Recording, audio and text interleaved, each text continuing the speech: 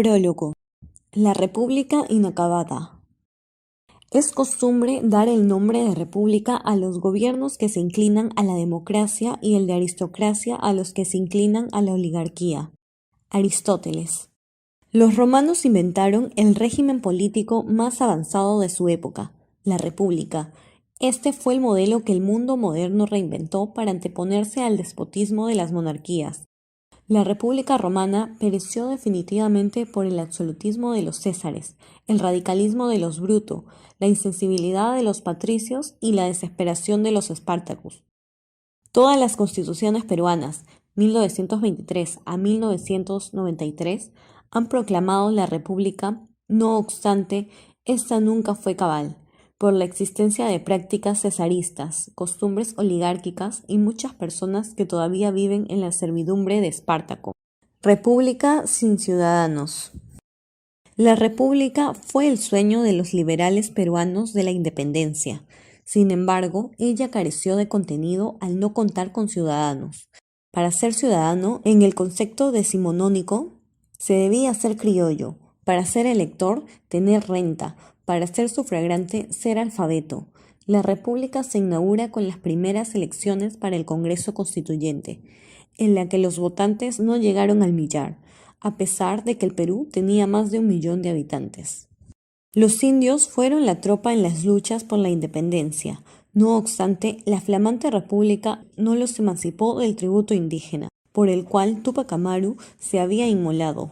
Para los nativos, la república fue una promesa fallida e incluso más abusiva, pues mientras que el virreinato centralizó la tributación, la república la descentraliza a discrecionalidad de los más abusivos caudillos militares. A tal extremo hubo exacción que algunos nativos ayacuchanos reclamaron el regreso del régimen godo. Por esta razón fueron declarados traidores a la república, cuando lo cierto es que la república había sido desleal con sus postulados de inclusión. Había constitución, pero no igualdad. Durante las 2 primeras décadas, la república solo significó anarquía, desgobierno y exclusión, a pesar de que teníamos varias constituciones, 1823, 1826, 1828, 1834 y 1839, que proclamaban el derecho a la igualdad de los peruanos. Por esta razón, un régimen inconstitucional, surgido de la conspiración encabezada por un caudillo, Ramón Castilla, buscó integrar al indio y el esclavo a la comunidad política. No obstante, este mismo caudillo autorizó la importación de culis chinos, quienes serían los nuevos mitimaes de la República Práctica. El guano de las islas produjo grandes ingresos a favor del Estado y, a su vez, inmensos desfalcos.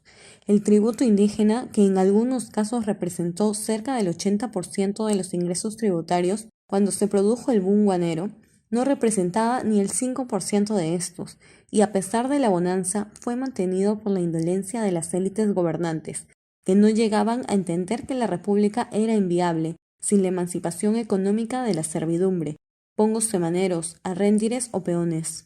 Los liberales, encabezados por los hermanos Gálvez, pretendieron igualarlos, dándoles el sufragio universal en la Constitución de 1856. El intento fracasó, pues por la simple legalidad electoral pretendían crear una ciudadanía en el campo, en donde la mayoría vivía engrilletada a las nuevas encomiendas gamonales de la República. La abolición del tributo indígena fue el máximo aporte de los liberales, aunque el gamonal continuó depredando y despojando a la comunidad campesina de sus tierras ancestrales, y el ejército siguió llevando compulsivamente a sus mejores jóvenes. La ciudadanía se postergó una vez más. La guerra con Chile demostró la fragilidad del Estado republicano, que cayó a merced a sus propias omisiones. Esta república agónica fue rescatada de su fin por los mismos indios patapeladas, que combatieron en la gesta de la Breña y que fueron capaces de identificarse con Taita Cáceres, que hablaba quechua, que chachaba coca y vestía con el poncho andino. Una vez más, los ilotas de nuestra época salvaron la república de los mistis. De los escombros de la guerra surgió la República Oligárquica, 1895 a 1919, concepto usado con precisión por Halperin, mal llamada República Aristocrática por Jorge Basadre, pues para que así fuera, tendría que estar basada en el talento y el mérito, y no el régimen cerrado y limitado por la raza y el patrimonio, creada por la plutocracia de Guano y Salitre. El propio historiador tacneño así lo reconoce. Había salones donde no entraban, sino quienes tenían determinados apellidos y que estaban cerrados a quienes solo poseían el poder del dinero, y familias a las que se rodeaba de respeto, acatamiento y adulación. La hija de una de ellas dijo cierta vez en Europa: «En mi país yo soy una princesa, un símbolo del estado de cosas hasta entonces existente». Surgió en el malecón del aristocrático balneario de Chorrillos, en el que se paseaban por separado sin que nadie osara romper las vallas invisibles, establecidas entre quienes pertenecían a los grupos considerados como de primera, de segunda y hasta tercera. Jorge Basadre, Memoria y Destino del Perú. Era una república, pero había apartheid. Cuando Guillermo Billinghurst, industrial acaudalado de origen inglés, llegó a la presidencia, se solidarizó con los nativos sometidos a tratos denigrantes e intentó reivindicarlos, buscando además reformar el tramposo sistema electoral. Su intento fue visto como muy osado y temerario por quienes detectaban el control real de la república oligárquica. Por ello fue cruentamente derrocado en 1914. No hubo república aristocrática, pues en este caso la oligarquía venció al auténtico aristócrata. Ante esta república excluyente, que en un siglo de existencia había sido incapaz de organizar una sociedad donde conviven diversas etnias en pie de igualdad, insurgió el discurso indigenista encabezado por Atus Paria, Rumi Maki, Teodoro Gutiérrez, Garnaliel Churata, Arturo Peralta, Dore Mayer, Pedro Zulem y José Uriel García. En su momento más excitante, este movimiento no reclamaba la ciudadanía, sino el poder. Y Luis Valcárcel llegó a proclamar que a los indios solo les falta un Lenin para tomar el poder. Ante la creciente movilización campesina, planteó que, antes que derecho al sufragio, era urgente hacerlos agentes económicos, para lo cual había que otorgarles tierras, condición imprescindible para hacerlos ciudadanos. La economía primero, la política después. Un dictador, Velasco Alvarado, hizo la reforma agraria, que pretendía la inclusión social de esta mayoría excluida por la economía, segregada culturalmente. El gobernante de facto legalizó el quechua y, humillada socialmente, se transformó el Día del Indio en Día del Campesino, y se estableció la educación obligatoria y única. Solo tras Velasco fue efectivo el sufragio de los analfabetos, reconocido por la Constitución de 1979. Con la reforma agraria, el indio se transformó en el cholo. Este emigró a la ciudad, tuvo libreta electoral, hoy DNI, y se incorporó, no sin controversia, al sistema electoral. Sin embargo, quedaban otros NN por rescatar. Según el último censo, había 6.842.109 indígenas. De ellos, 4 millones eran quechuas, medio millón aymaras y más de 466.000 amazónicos, dispersos en más de 50 grupos étnicos, carentes de ciudadanía, situación que quedó patentada en los sangrientos sucesos de Bagua del año 2009. La colonia se apoderó, vía las encomiendas, de las mejores tierras andinas. La República o sus detentadores se adueñó de la costa y selva, vía las concesiones, sin justiprecio o consulta previa. Sin una ciudadanía que represente a la mayoría es insustancial cualquier forma republicana, y la democracia puede resultar una simple quimera. República sin democracia. La república no nació de forma pacífica y consensual, surgió de la violencia, guerra de independencia. Los jacobinos peruanos, Vidaurre, Sánchez Carrión, Mariátegui, no admitieron la monarquía constitucional en ninguna de sus variantes, pues ella, decían, sería la continuación del despotismo personal. Desde 1821 se proclamó la voluntad general, la soberanía popular y la participación ciudadana. Estas máximas fueron corrompidas por una forma perversa de representación que surgió de los sables de la guerra, el caudillismo militar, que prescindió de las formas republicanas y las mínimas opciones democráticas, mentalizado en su verticalidad y regimentación. El caudillismo militar del siglo XIX tuvo momentos nefastos con Gamarra y cumbres con Castilla. A partir de 1850, los militares recurrieron a los procesos electorales para legitimar sus constantes recambios. Hubo constituciones liberales, como la de 1856, pero la carencia de ciudadanos hacía imposible la democracia electoral. El primer momento democratizador fue la fundación de la Sociedad de Independencia Electoral, que dio origen al Partido Civil en 1871, que hizo surgir un nuevo caudillo, pero esta vez de signo civil, con Manuel Pardo.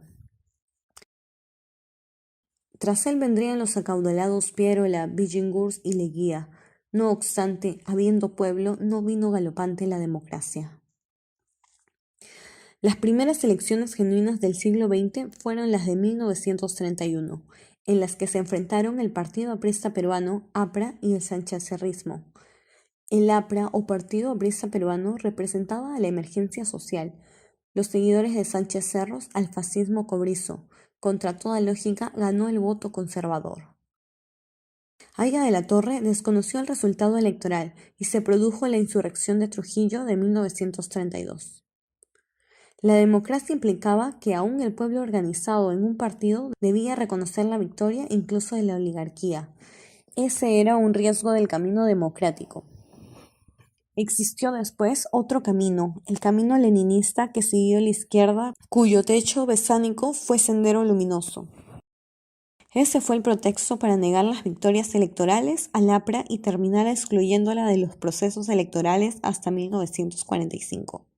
Cuando el Frente Democrático Nacional, coalición electoral que incluía socialcristianos, apristas, comunistas e independientes, tuvo un triunfo incuestionable y llevó a la presidencia a José Luis Bustamante y Rivero, era la hora de forjar una democracia que fuera expresión de esta coalición electoral. No fue así. El partido aprista se sintió subrepresentado con las 3 carteras ministeriales que le asignó el gobierno de Bustamante. Este se sintió rehén de la coalición y pidió reformar la Constitución de 1933, que se permita gobernar vía el referéndum. Quería radicalizar la constitucionalidad democrática. La juventud aprista se subordinó el 3 de octubre de 1948 y 3 semanas después se produjo un contragolpe de la derecha que puso al APRA en la ilegalidad y a Aya de la Torre 5 años asilado en la Embajada de Colombia. Desde allí Víctor Raúl produjo sus mejores reflexiones sobre el valor de la democracia.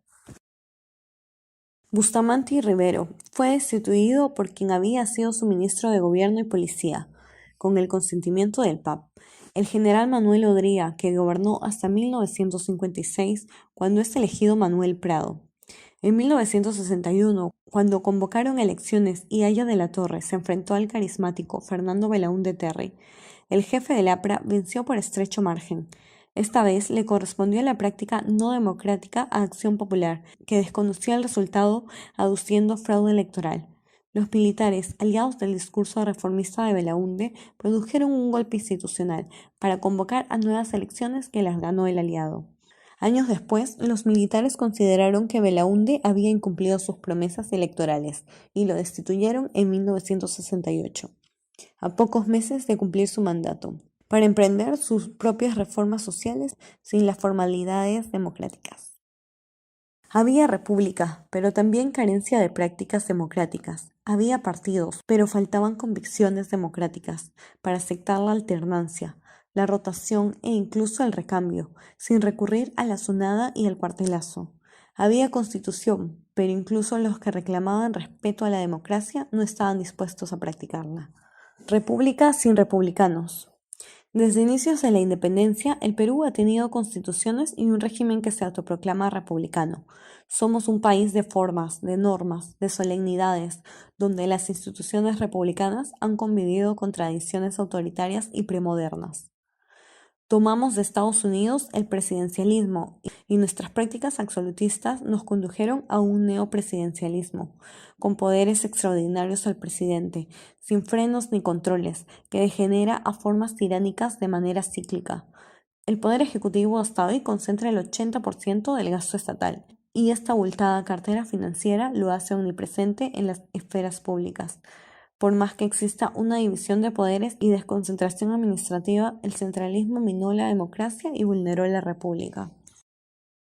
El Parlamento, tricameral, bicameral o unicameral, basado en sistemas electorales que minimizan la representación territorial, ha sido un complaciente apéndice del Ejecutivo, salvo en meritorias excepciones como en 1833 con González Vigil.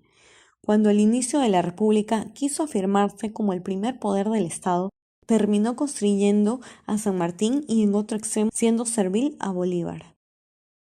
Ha dado más de 30.000 leyes y a pesar de tener un poder legiferante, no ha dado una norma que le propicie legitimidad histórica y evite sus clausuras periódicas. El Poder Judicial, a pesar de que es autónomo e independiente según la Constitución, nunca produjo una sentencia que limite el poder pese a tener el absolutismo. Por lo general, sus condenados son los antisociales, los pobres, los marginados o los derrotados políticamente. Ninguna dictadura lo clausuró definitivamente, sino que solamente lo reorganiza para que nuevos supremos adictos al poder le sirvan con renovado esmero. Pero el déficit no solo es de orden institucional. Ningún régimen político desarrollado ha prosperado sin una economía libre de un control mercantilista. Eso lo entendió Alberdi en Argentina, cuando sentó las bases del ordenamiento constitucional en 1953, garantizando el libre comercio, las leyes del mercado y un sólido derecho de propiedad. Puso el orden institucional al servicio de la economía y Argentina vivió su época de oro de expansión económica. El Perú lo debatió, no con las fórmulas de las finanzas, sino con la violencia de las armas que desembocaron en guerras exteriores en dos oportunidades. En un caso por la hegemonía de los puertos del Pacífico, 1933 a 1939, y, en un segundo caso, por la administración del cobro arancelario del salitre, 1879 a 1884. Pierola, Beltrán y Boloña hicieron reformas económicas bajo regímenes de sección. Al borde del hundimiento institucional en los 90 del siglo XX, hicimos reformas económicas no deseadas. Sin completar las reformas políticas reclamadas, hoy disfrutamos del espejismo del crecimiento económico, que no ha conllevado un despegue institucional. Crecimiento económico por un lado y su desarrollo institucional por otro. No hay convicciones sobre la importancia del orden institucional como base duradera de cualquier crecimiento presupuestal. En el Perú, la economía, invisible en sus formas, realizó lo que el orden institucional ostentoso y formal dejó de hacer durante 2 siglos. La república está inconclusa. Hemos tenido una república censitaria, excluyente de la mayoría, otra república práctica, gobernada por los patricios, y la república oligárquica, hegemonizada por la plutocracia. Todavía no hemos arribado a la república de ciudadanos que reclaman todas las constituciones hasta hoy incumplidas. Esta república es la tarea del siglo XXI.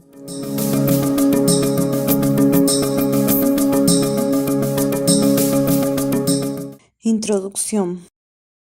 La República como problema.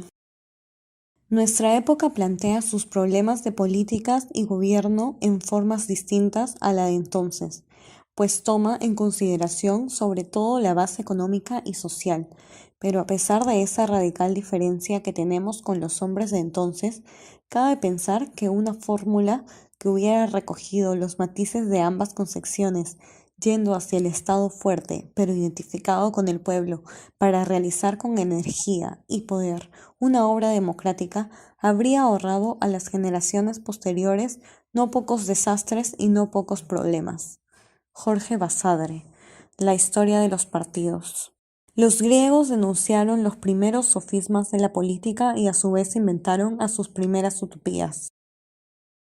La República de Platón es un diálogo filosófico donde se plantea un orden social basado en un régimen de gobierno ideal, que para Karl Popper era un Estado, que anticipa los absolutismos contemporáneos. La idea será duradera, a pesar de los sofismas que han pesado sobre ella. No obstante, Aristóteles en Ética a Nicómaco orientó su crítica a no exaltar el ideal, sino encontrar la contradicción con la realidad, a contrastar el ser y el deber ser de las instituciones. Halló que la participación democrática dentro de la República podía fácilmente degenerar en la oclocracia, por medio de la elocuencia de los demagogos. Así, una forma avanzada de toma de decisiones consensual podía degenerar en la peor tiranía de la muchedumbre sin límite.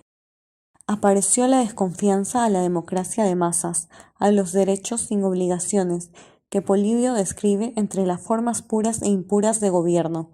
Atenas, Corinto y Siracusa se debatieron entre la democracia y sus negadores autoritarios. Los romanos cristalizaron el ideal platónico cuando superaron la autocracia de Tarquino el Soberbio. Establecieron a través de un derecho avanzado un modelo político inédito que se basaban en un senado, comicios, referendums y plebiscitos, donde convivían patricios y plebeyos.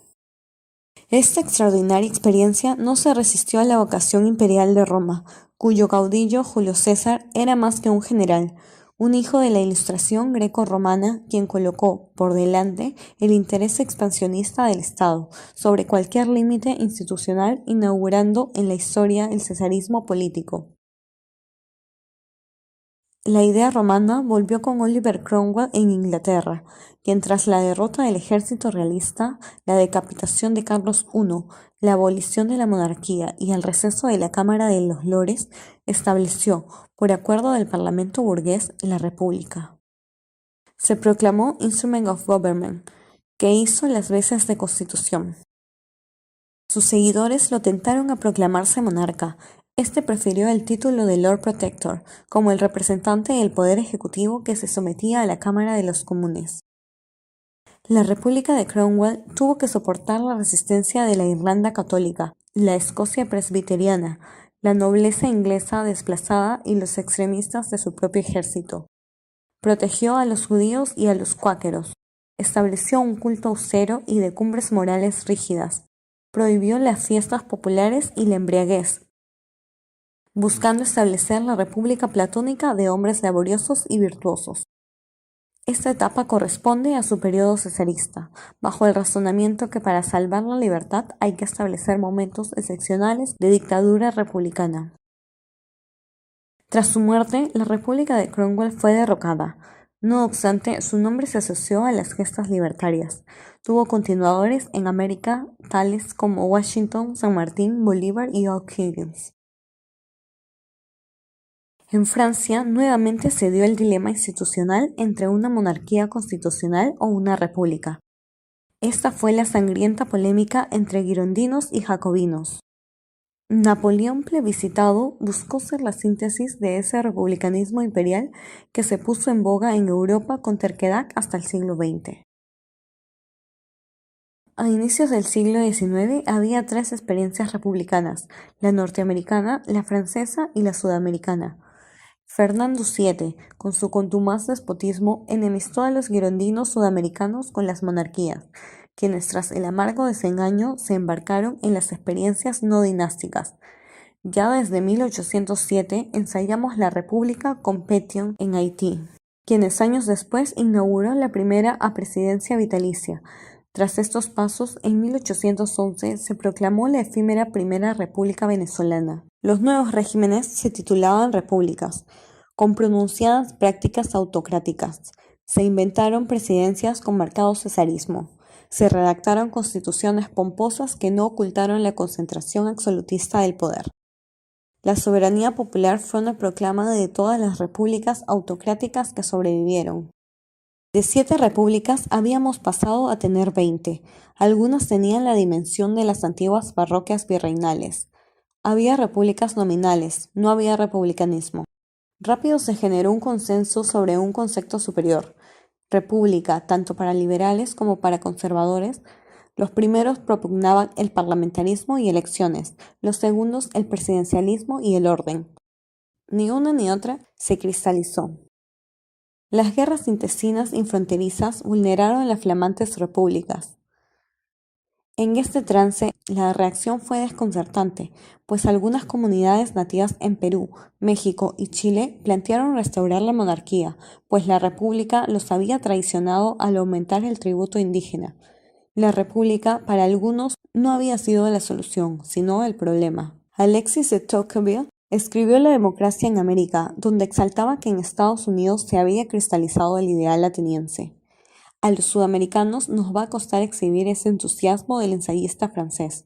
Por ello, cuando Santiago Tábara escribe su historia de los partidos, ensaya una historia de rupturas permanentes que se encamina tortuosamente al ideal republicano. Este no era solo un problema peruano, lo padecían los mexicanos y los argentinos con la misma intensidad. Alberti, Sarmiento y Juárez denuncian este proceloso camino institucional.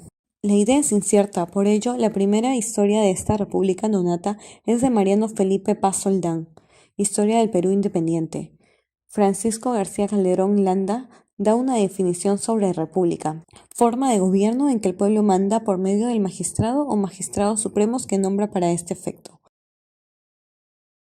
A poco se precipitó la guerra que no solo desaparecerá los símbolos de esta república, sino, además, el propio Estado.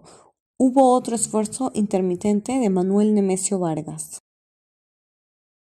Historia del Perú Independiente, publicada de 1903 a 1942, en 9 volúmenes que no tuvo la repercusión esperada. Ribagüero no pudo escribir una historia de esta república, pues, según el erudito de la generación del 900, desde su origen, ésta exhibirá la crisis de sus imposturas anárquicas. Solo se limitó a escribir una historia de la Confederación Peruana Boliviana, como una de las pocas hazañas republicanas, concentrando su poderosa inteligencia en el virreinato como legado duradero. Fue la generación del centenario con Jorge Basadre, Raúl Porras Barrenechea y Jorge Guillermo Leguía la que acometió este vacío intelectual de forma integral.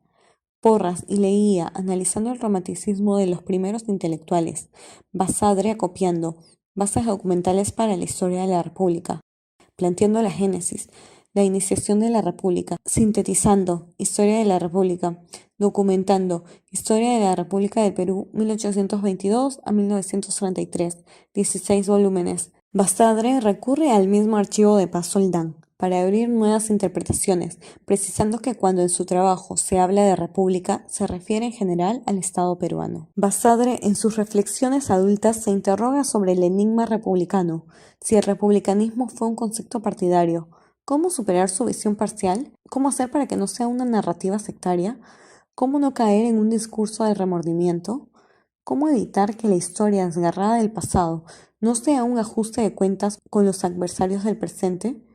El historiador de la República encara el problema. Hay quienes ven la historia republicana del Perú como una cueva de bandoleros o un muladar que solo merece desprecio o condena. Algunos, en cambio, se precipitan en su recinto para querer convertirlo en su santuario y venerar en él a los antepasados propios o ajenos. Aquí se ha buscado, ante todo, comprensión, objetividad, coordinación, ensamble, sin odio para nadie y sin adulación para nadie, con el afán de superar el atolondramiento, la vehemencia, el encono, la suciedad, la mezquindad, plagas de la vida criolla. ¿Cómo superar el encono fundacional? Francisco García Calderón Rey lo sintetizó buscando el equilibrio, pues para él no habían triunfado, como algunos presumen, los liberales, ni habían sido derrotados los monárquicos, sino, para afrenta de ambos, habíamos mantenido lo peor del virreinato, y no habíamos traído lo mejor del republicanismo, creando una monarquía presidencial. Antes, Alberti dijo que la monarquía en nuestro continente era una realidad y la república un accidente. Solo en ese contexto se podría asumir los cesarismos democráticos de Laureano Vallenilla. La república es un tema común a la reflexión latinoamericana, más aún en los bicentenarios republicanos de la región. Natalio Botana, Enrique Krause y Rafael Rojas han hecho reflexiones más allá de los problemas nacionales, para plantear lo temprano e ilusorio de la República y lo tardío y pesimista del republicanismo, como programa ilustrado de modernización y democratización no concluidos, manteniéndose el debate mediterráneo entre el idealista Platón y el realista Aristóteles, esta vez en los Andes sudamericanos. Para Botana, el republicanismo está explicado por 6 componentes: los derechos que se proclaman, las instituciones que las garantizan, el cuerpo representativo que en ese marco gobierna, el gobierno que hace públicos sus actos, la responsabilidad que esos representantes y gobernantes asumen, y las obligaciones que el ciudadano incorpora a su conducta para apuntar a ese complejo edificio. Para el ensayista argentino, otra vez aparece en el orden institucional el diálogo entre Platón y Aristóteles, encuentro entre deber y derecho. Sostiene, para el republicanismo clásico el deber precede a los derechos, para el republicanismo moderno los derechos preceden al deber. En rigor, no hay, en nuestra opinión, precedencia sino equivalencia. Para Rojas, el nuevo republicanismo sudamericano se caracteriza por 4 componentes: la soberanía popular, el gobierno representativo, la electividad de la primera magistratura y los derechos ciudadanos. La Constitución aparece como la síntesis mágica de las reglas del orden republicano y su abrogación permanente como el intento legislativo de corregir las carencias o excesos del republicanismo. El debate republicano no ha estado separado de su contenido democrático. Así, en los países centrales que completaron la institucionalidad republicana se plantearon la calidad de su contenido popular. Mencionemos a Dalrymple Park. El primero sostenía un conjunto de requisitos de calidad republicana: libertad para constituir e integrarse en organizaciones, libertad de expresión, el derecho de voto, elegibilidad para el cargo público, derecho de los líderes políticos a competir por el voto, elecciones libres y limpias, y que los partidos y las instituciones de gobierno dependen del voto y otros signos de preferencia. Para esos autores, república y democracia estaban asociadas. En nuestro caso hubo una disociación, como no podía ser de otra forma, inmediata entre el ideal y la realidad. La república se divorció de la democracia. La república en poco se diferenció de la monarquía despótica. Por ello, Enrique Krauss acuñó el concepto la presidencia imperial, sin freno, sin límites, sin rotación institucional, concepto similar al de república coronada, del ensayista Gustavo Bueno, que se usó para los cesarismos venideros. Más aún, los liberales, que debían ser su contrapeso doctrinal, se tropicalizaron con el voto censitario, la ciudadanía patrimonial y un nacionalismo constitucional, que sin desearlo dio el fundamento al caudillismo militar que sobrevino a las independencias, y que ya desde 1827 provocó latentes guerras fronterizas y puso en permanente estado de excepción la soberanía popular. Por ello, el problema de los que sucedieron a Miranda, San Martín y Bolívar no fue edificar repúblicas, sino tan solo edificar estados nacionales, dejando el reto al futuro para completar el programa republicano, en muchos casos obviando la promesa democrática. En el siglo XX, la denominación republicana se hizo unánime en el mundo. Los comunistas crearon sus repúblicas soviéticas, repúblicas socialistas, repúblicas populares, repúblicas democráticas. Los fascistas dieron al traste con la monarquía italiana y crearon la República del Saló. Los franceses, la Quinta República. Hay teocracias que se llaman repúblicas islámicas. Incluso hay monarquías constitucionales que insisten que tienen espíritu republicano. En nuestro medio, nuestros indigenistas soñaron con una república tahuantinsullana. La denominación es de leyenda homérica. No obstante, ante esa hegemonía verbal, Bobbio impugna la palabra y su significado. Para mí, la república es un estado ideal que no existe en ninguna parte. Es un ideal retórico y por ello me resulta difícil comprender tu significado de república y de los republicanos. El desafío es darle contenido a la palabra, más allá de cualquier retórica, que hace 200 años inspiró un ideal platónico en medio de la grandeza de la naturaleza indoamericana.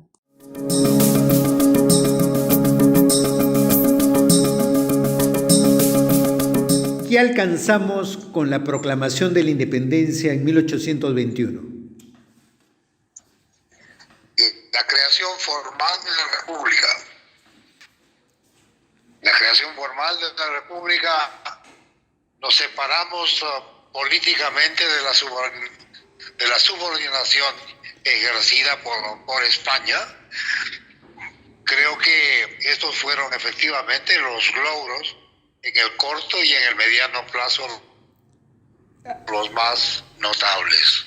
Y eventualmente la promulgación de una serie de constituciones que garantizaban que el poder radicaba en principio en el pueblo.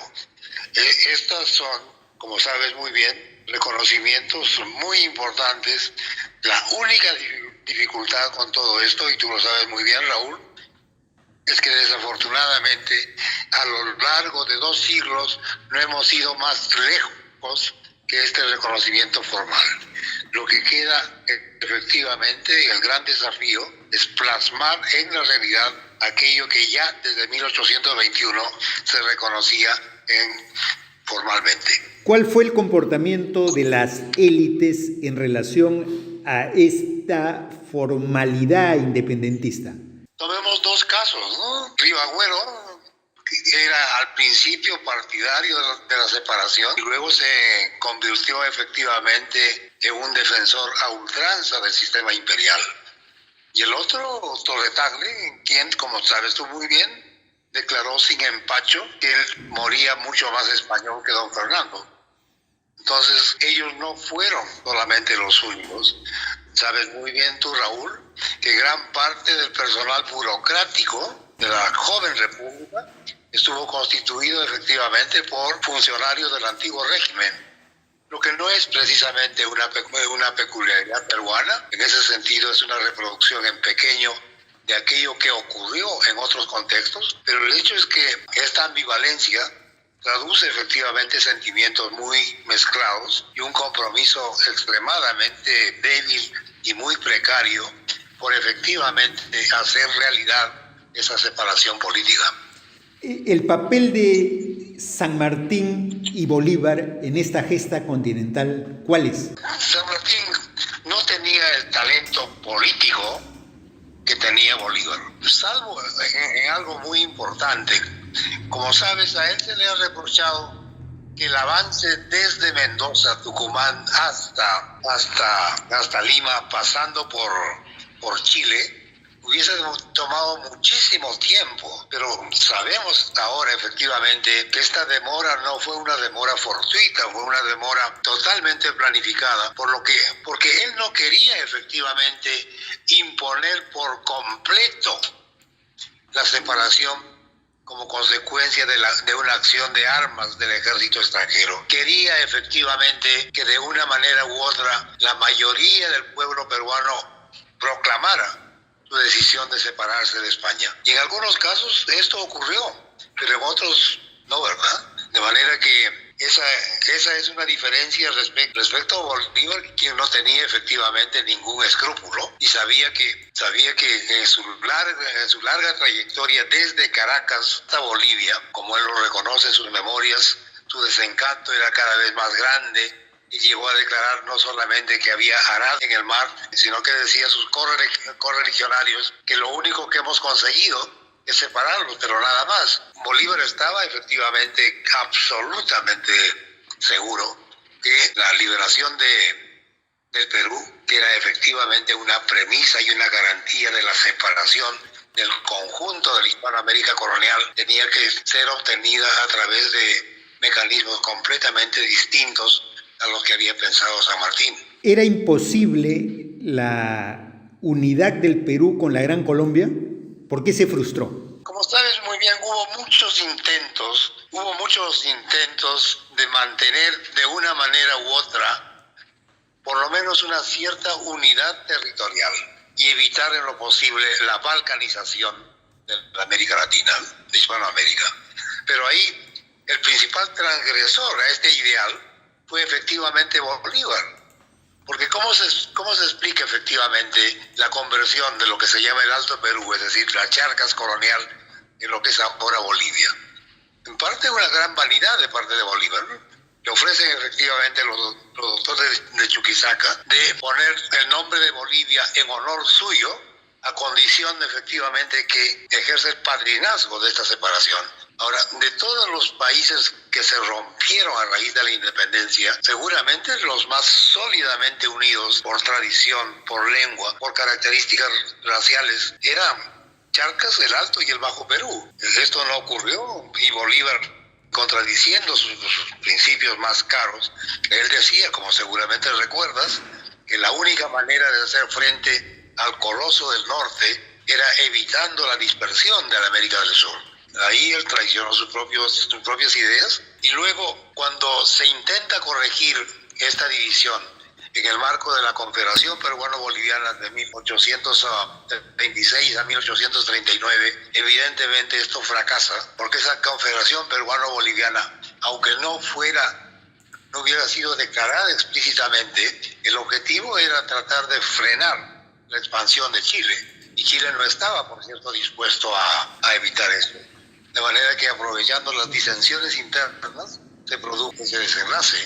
Ahora, la cosa más divertida, a propósito de tu pregunta, es la disolución de la Gran Colombia en 1830. La Gran Colombia era efectivamente otro mecanismo para evitar una pulverización completa del continente a través de la articulación, no de Ecuador porque no existía, pero a través de la articulación de Quito, de Caracas y Bogotá. Pero era una articulación absolutamente artificial, porque efectivamente no había nada en común. Después de las grandes reformas borbónicas de la segunda mitad del siglo XIX, la vocación regional de cada parte de la América del Sur estaba confirmada. De manera que esos apetitos, esos egoísmos regionales impidieron el mantenimiento de la Gran Colombia. Y lo más divertido, y tú debes saberlo, ¿no? De los tres, los que tenían personalidades históricas eran, por cierto, Caracas, por cierto, Bogotá y por cierto, Quito. Pero llamar como Quito a la nueva república que resultara de la disolución de la Gran Colombia hubiera implicado inmediatamente la separación de Guayaquil o de Cuenca. Nombrar a Guayaquil hubiera significado lo mismo, es decir, la disidencia de Quito. ¿Qué hicieron? Pusieron el nombre de Ecuador, que es una línea imaginaria, a un país no menos imaginario como es el Ecuador, que se mantuvo como país justamente gracias a la amenaza real o supuesta de una invasión por parte de las tropas peruanas. Esos son los nacionalismos nuestros. Y estos nacionalismos que se van a expresar en la guerra del Salitre o en la guerra de la Triple Alianza contra Paraguay, ¿qué han configurado en la América Latina de hoy? ¿Qué significa esto? Cada vez más y más, y tú lo sabes, en este mundo del siglo XXI, la viabilidad de un país pequeño, diminuto, débil, como que son cada uno de los países de la América Latina, es realmente imposible. La única forma, efectivamente, de poder mantenerse y poder desarrollar una política relativamente creíble, la articulación.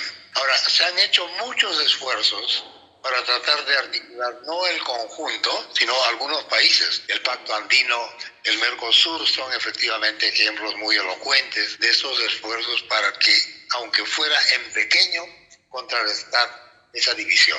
Pero esto no ha ido demasiado lejos, porque lo que se opone a esto es el peculiar nacionalismo que existe en la América Latina, ¿no? Que es un nacionalismo completamente distinto a lo que existe en África o existe en Asia, donde eventualmente el nacionalismo pueda jugar un papel. Porque en esos continentes, efectivamente, las naciones surgieron como naciones como consecuencia de una oposición brutal frente a las metrópolis que ejercían un dominio colonial sobre ellas. Pero en el caso de América Latina, en el caso de Hispanoamérica, como lo sabes muy bien, esto no fue así. Esto no fue una guerra colonial contra España. Tenía cosas mucho más importantes que hacer en su propio territorio en el momento que estaban ocurriendo las guerras, así llamadas por la independencia. Entre otras cosas, porque la propia península estaba ocupada, nada menos que por las tropas de Napoleón Bonaparte.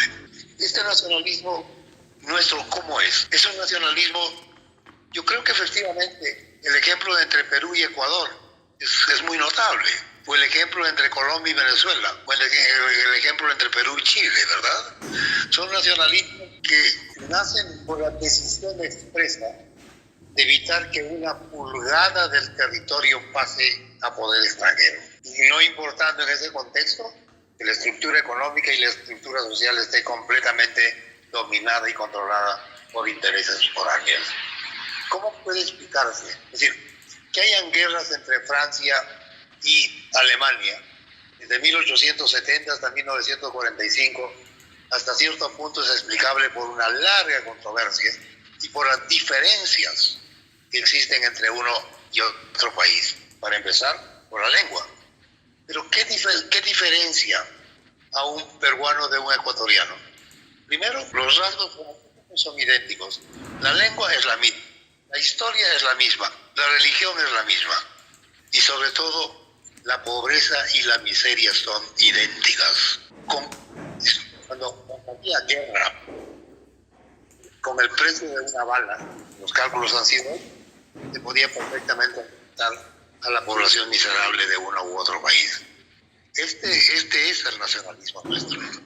Es un nacionalismo, repito, tribal. Consiste, como Cáceres quería, en evitar que efectivamente pulgada del territorio peruano pasara a poder de Chile, como fue de la aviación y de la abdicación del civilismo peruano. Andrés Avelino Cáceres. El brujo de los Andes fue amable, efectivamente, por el punto honor de defender a ultranza el Perú con sus tropas, muchas veces integradas por sus propios colonos como hacendados. Pero el mismo Cáceres, como la clase blanca no podía llegar efectivamente al control del Palacio de Gobierno, porque nunca se había visto antes ni se verá después que alguien llegue con sus indios a la plaza de Pizarro, los convoca en la plaza de Guamamarca, en Huancayo, y los manda a fusilar. El mismo Cáceres, como sabes, despide en la punta de las bayonetas a las 2/3 partes de la Asamblea de Lima para firmar el contrato Grace, que fue un contrato mucho más lesivo, como sabes, a los intereses del Perú que lo que había ocurrido en el marco de la guerra con Chile entre 1879 y 1884. Ese es el nacionalismo y esa es efectivamente la terrible carga pesada que todos nosotros llevamos. Finalmente, Heraclio, en vista del bicentenario que han pasado los países de América Latina, ¿qué ha aportado la historia? ¿Se ha revisado la historia? ¿Hay algún planteamiento nuevo que han hecho la academia sobre el tema histórico?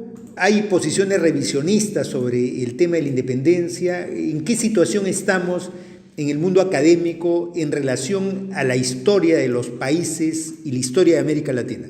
Mira, voy a responder en dos partes. Tú conoces y seguramente de memoria, porque debes haber leído varias veces el texto que escribí conjuntamente con Karen Spalding en 1971 con motivo del sesquicentenario. Ese texto era un programa de investigación. Es un programa de investigación que en sus partes sustantivas no ha sido cumplido. No hubo investigaciones que efectivamente mejoraran de una manera profunda y radical la visión de la independencia. Por cierto, desde 1971 a la fecha, varios años en los cuales hay una investigación académica y no académica que ha ido profundizando, mejorando y alterando algunas dimensiones del conocimiento que se tenía, pero a mi juicio nada sustantivo. Y lo ideal sería efectivamente tratar de utilizar estas efemérides no para conmemorar y festejar nada, pero efectivamente por lo menos para ponernos como agenda un conocimiento cada vez más profundo y más preciso del país. Y esto no ha sido posible, Raúl. Mira, rápidamente tres cosas. En 1871 celebramos el cincuentenario de la independencia del Perú. Y en ese contexto apareció el Partido Civil y Manuel Pardo, que algo hicieron para tratar de mejorar la trayectoria de las 5 décadas anteriores. En 1921 se celebró el centenario del Perú, de la independencia, la patria nueva. Y Leguía más que nadie se dio cuenta efectivamente que era necesario construir una patria nueva sobre los escombros del siglo anterior. En el sesquicentenario, en 1971, Velasco y sus colegas oficiales dijeron que efectivamente eso de la independencia del Perú era pura metáfora, que ellos estaban efectivamente tratando de conquistar la genuina independencia del Perú. Y por eso hicieron lo que hicieron. Pero como eran militares, pensaron que efectivamente el Perú se podía transformar utilizando bocinas, altavoces y mano militar. Sin el concurso del pueblo, el resultado fue el desastre. Y ahora ponte a pensar, estamos a punta de celebrar el bicentenario, el 2021. Y no tenemos ni patria nueva, no tenemos ni Velasco, ni tenemos un partido civil. Estamos frente a las ruinas más completas del país. Mira, si uno se pone a pensar, es un balance espantoso. Tú te haces a ti mismo la pregunta, ¿tú recuerdas un minuto, un día de estos 200 años donde como peruano puedes decir, qué orgulloso, porque por lo menos en un minuto hicimos algo diferente? Yo no recuerdo nada. Y en América Latina, ¿cómo hemos avanzado en relación a este tema? En Colombia, en Argentina, en México, ¿qué hemos hecho para tratar de encontrar nexos comunes en la academia? Mira, los dos, hay dos ejemplos notables, México y Bolivia. México y Bolivia son experiencias nacionales diferentes a todo el resto de América Latina, y no es por una casualidad que hayan sido países donde una revolución nacional, pese a todas las limitaciones, como en 1910 en México se realizara y como en 1952 se realizara en Bolivia. Sin esas revoluciones de esos años, la construcción nacional de esos países no hubiera sido posible, ¿verdad? Evidentemente, los sistemas políticos son todavía mejorables en uno y en otro lugar. En el caso de Evo Morales, por cierto, uno celebra que un personaje que hace parte de la mayoría oprimida del país haya tenido efectivamente la ocasión de alcanzar la presidencia. Seguramente todo lo que hizo no fue suficiente, pero algo hizo. No por casualidad, efectivamente, quien fue su ministro de Economía está ahora como presidente, porque efectivamente Evo Morales aumentó el ingreso y el bienes más populares. Y en el caso de México, y tú lo sabes muy bien, gracias a la Revolución Mexicana, el país, México, es un país nacionalmente consistente. Todo lo que tenemos está muy, muy por detrás de esas experiencias. Creo que hay efectivamente una inteligencia peruana ahora lo suficientemente fuerte, con la capacidad suficiente de hacer un balance de por qué estamos así. Y seguramente ese diagnóstico y esos estudios podrán ir mejorando. Pero creo que ha llegado el momento, efectivamente, de no seguir discutiendo, de intentar seriamente un cambio. Yo creo que todo lo que está ocurriendo en el Perú en estos momentos es francamente deplorable. Todo el mundo acá en Colombia, Raúl, dicen, uy, qué maravilla, ese país que destituye a sus últimos 6 o 7 presidentes. Mi respuesta no es esa.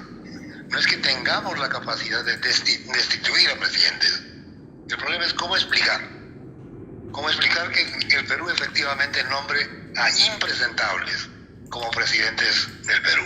Yo creo que toda la movilización que ha permitido la destitución del último presidente, que era además el presidente del Congreso, es muy buena. Es una movilización que requiere efectivamente un programa, que requiere efectivamente una dirección, que requiere una agenda muy clara de qué es lo que vamos a hacer.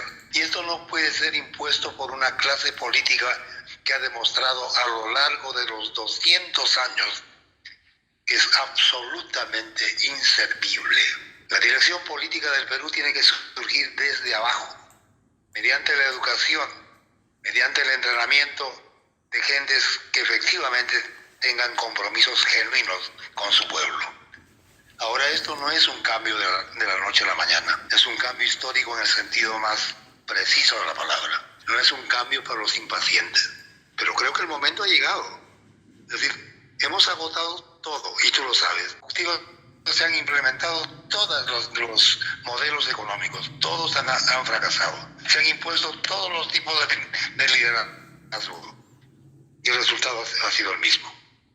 Yo no conozco en ningún momento de la historia de estos 200 años del Perú, pese a que esa trayectoria es una trayectoria problemática, lo vuelvo a repetir, que hayamos compartido una situación como la que tenemos ahora. Estamos en un abismo total. Seguramente la epidemia, con el milagro de la vacuna, pero la destrucción del entorno físico es de tal envergadura que nuevos problemas van a surgir. Y no solamente esto, el endeudamiento del país, la caída brutal del producto, el volumen brutal de desempleados. ¿Cómo demonios se va a reconstruir el país? La ley de la promoción agraria ha puesto efectivamente, ha desnudado todos los arreglos que Fujimori y su equipo trató de implementar para favorecer a los grandes terratenientes dedicados a la exportación. ¿Sabes que esto está ocurriendo?